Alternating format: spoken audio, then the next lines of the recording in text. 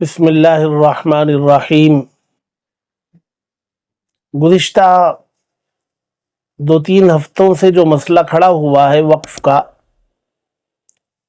اب اس کے بارے میں بہت ساری بیداری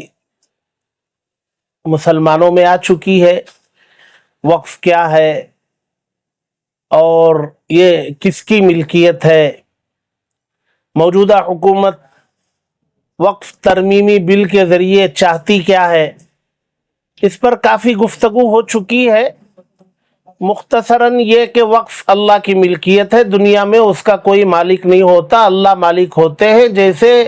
مسجد جس کی حفاظت کی ذمہ داری ہر مسلمان کی ہے، اسی طرح وقف کی جو بھی ملکیت ہے اس کی حفاظت کی ذمہ داری ہر مسلمان کی ہے۔ جن شرائط کے ساتھ واقف نے وقف کیا ہے، ان شرائط میں اس کا استعمال لازم اور ضروری ہے۔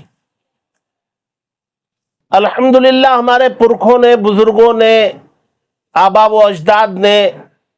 مختلف مقاصد کے تحت اس ملک میں جائیدادیں، زمینیں، مختلف قسم کی املاک وقف کر رکھی ہیں، اور اس کا فائدہ ان کے واقفین کی شرائط کے مطابق ان کا استعمال بھی ہو رہا ہے، کہیں کہیں غلط بھی ہو رہا ہے۔ لیکن موجودہ حکومت نے جو ترمیمی بل پیش کیا ہے، جو گزشتہ 10 سالوں میں کوئی بل واپس نہیں ہوا، رد نہیں ہوا، یہ پہلا بل ہے جو رد ہو کر کے جے پی سی کے پاس گیا ہے، جوائنٹ پارلیمانی کمیشن کے پاس گیا ہے۔ اس لیے گیا کہ اس وقت جو ہے اس بل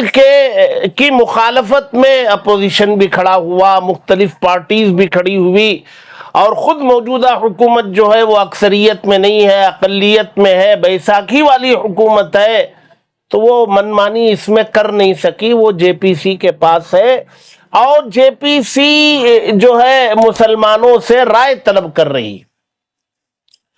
حالانکہ یہ پالیسی اور قانون بنانے سے پہلے رائے لینا ضروری تھا۔ وقف ترمیمی بل ترتیب دینے سے پہلے، مسودہ بنانے سے پہلے جن کے لیے بنایا جا رہا ہے ان سے رائے لینی تھی۔ وہاں انہوں نے چوک کی، جو ہے اعتماد میں رہے گزشتہ 10 سالوں کی طرح یہ بل بھی ہم نکال لے جائیں گے، لیکن اللہ تبارک و تعالی نے ان کو رسوا کیا اور منہ کی کھانی پڑی انہیں۔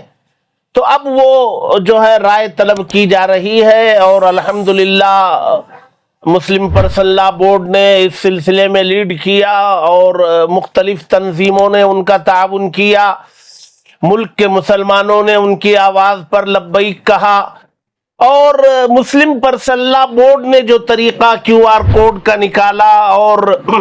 آسان بنا کر کے مسلمانوں کے پاس بھیج دیا کہ بھئی اس کے ذریعے اپنی یہ رائے پیش کر دے، یہ طریقہ ہوگا، تو الحمدللہ 3 کروڑ سے زائد، 3.5 کروڑ کے قریب جو ہے رائے دی گئی ہے۔ اور کل رات دیر گئے، 2 دن کا اس میں اضافہ ہوا، اور چونکہ رات دیر گئے یہ فیصلہ لیا گیا، اور اس سلسلے میں بیداری لوگوں میں لائی نہیں جا سکی، تو آج کے دن میں جو ہمیں توقع تھی کہ آج جو لوگ اب تک رائے نہیں دے پائے ہیں، اس 2 روزہ اضافے کا فائدہ اٹھا کر کے وہ لوگ اپنی رائے پیش کر سکیں گے، اور ایک بڑی تعداد آج کا فائدہ اٹھا پائے گی، ہمیں وہ توقع پوری نہیں ہوتی ہوئی نظر آئی، اور بہت کم لوگ اس طرف راغب ہوئے۔ اب کل 1 دن اور بچا ہے، کل رات 12 بجے تک کا 1 دن اور باقی ہے، تو جن لوگوں نے اب تک اپنی رائے نہیں پیش کی ہے، یا جن کے متعلقین میں، دوست و احباب میں، خاندان والوں میں، ان سب کو چاہیے کہ آنے والے کل یا آج رات میں کبھی بھی وہ جو ہے اپنی رائے پیش کرنے سے نہ چوکیں، اور اپنی رائے کو ضائع ہونے نہ دیں۔ پورے اہتمام کے ساتھ، اگر تنظیمیں ہیں، جماعتیں ہیں، کمیٹیاں ہیں، اور آرگنائزیشنز ہیں ان کو بھی چاہیے کہ وہ ایک دن کے لیے اور تھوڑا حرکت میں آ جائے، اور جہاں تک ہو سکے مسلم پرسنل لا بورڈ کی جانب سے دی گئی ہدایات اور ان کے دیے گئے QR کوڈ کے ذریعے رائے پیش کرنے کا اہتمام کریں، تاکہ وہ رائے صحیح جگہ میں پہنچ سکے، ضائع نہ ہو۔ اس لیے دعائیں بھی کریں۔ یہ تو ایک ظاہری سبب ہے کہ رائے پوچھی گئی، ہم لوگ پیش کر رہے ہیں، بورڈ اہتمام کر رہا ہے، یہ تو ایک ظاہری سبب ہے۔ باقی دلوں کو پھیرنے والا، جن کے ہاتھوں میں قلم ہے، جو قلم چلاتے ہیں، رکواتے ہیں، وہ اللہ تبارک و تعالیٰ کی ذات ہے، ان کی طرف رجوع کیجئے اور وہاں سے اپنا رابطہ مضبوط کیجئے، اور غور کیجئے کہ یہ جو مسائل ایک کے بعد ایک ہمارے سروں پر شریعت کے خلاف جو آ رہے ہیں، اس کی وجوہات کیا ہے۔ محاسبہ نفس، اور جو کمزوریاں ہمارے اندر ہیں معاشرے میں، ان کمزوریوں کی نشاندہی ہو اور اس کو دور کرنے کی فکر کی جائے، اور اللہ سے تعلق مضبوط کیا جائے، اور اصل مسائل کا حل تو وہی کریں گے، تو رجوع اللہ، انابت اللہ پر زور دیا جائے۔ اور یہ ظاہری سبب ہے، دوائی کھانا ہے،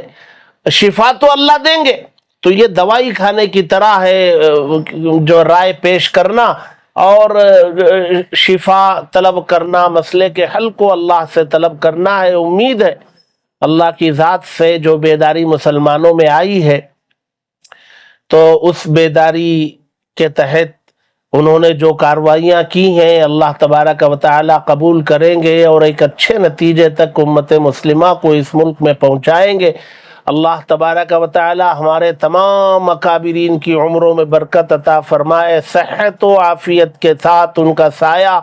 دیر تک امت پر قائم و دائم رکھے، اور ہم سب کو ان کی ہدایت پر دل و جان سے عمل کرنے کا جذبہ ہم سب کے اندر پیدا فرمائے۔ آمین۔ وآخر دعوانا ان الحمد للہ رب العالمین۔